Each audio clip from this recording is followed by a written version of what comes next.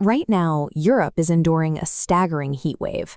In France, temperatures have reached 44 degrees Celsius, about 111 degrees Fahrenheit, with dry wildfires tearing through forests at an alarming rate. The immediate strain on daily life is severe. Hospitals have hit maximum capacity, and the basic infrastructure keeping cities running is struggling to handle the thermal load. Earth's history reveals that the planet has endured far more extreme temperatures in the deep past. If severe planetary heat is a natural recurrence in the geological record, it raises a question. Why are climate scientists treating this specific summer as an emergency? We are facing a crisis of timing. While the planet has survived these temperatures before, it has never been forced to absorb this much heat in such a narrow window of time. To understand what a natural global warming event looks like, researchers look back 56 million years to a period known as the Paleocene-Eocene thermal maximum, or the PETM. During the PETM, average global temperatures spiked by roughly 8 degrees Celsius. The polar ice caps completely disappeared, allowing palm trees and crocodiles to thrive above what is now the Arctic Circle. We know this happened because the evidence is written directly into the Earth's crust. Researchers find these fossilized tropical plants embedded in solid rock layers on almost every continent. But there is a massive catch to the PETM. That enormous 8-degree shift took somewhere between 10 and 20,000 years to unfold. A timeline stretched across hundreds of centuries gives the planet room to breathe. Slowly, across countless generations, plants and animals can migrate northward, adjust their habitats, and survive the heat.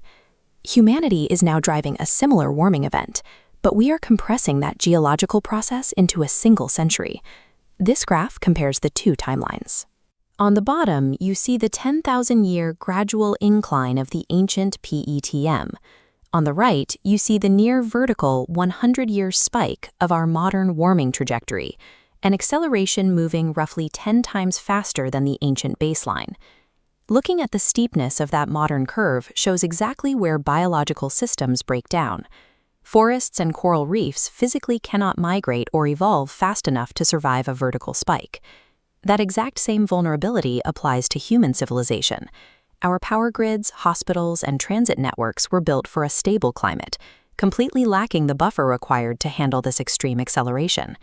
We saw the brutal consequences of a vanishing buffer during the European heatwave of 2003, an event that ultimately killed more than 70,000 people. In France alone, roughly 15,000 people died in a single month. The casualties heavily impacted elderly and isolated populations living in apartments that completely lacked pre-existing cooling infrastructure. Heat moving at this velocity overwhelms static infrastructure, transforming a hot summer into a lethal systemic failure. For decades, meteorologists treated the summers of 1976 and 2003 as the absolute ceiling for severe heat in Europe. Now, the summer of 2026 is actively shattering those historical benchmark records across multiple countries.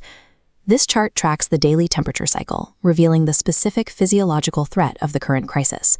The nighttime temperature floor is staying far too high, physically preventing the human body from dropping down into its natural biological recovery zone.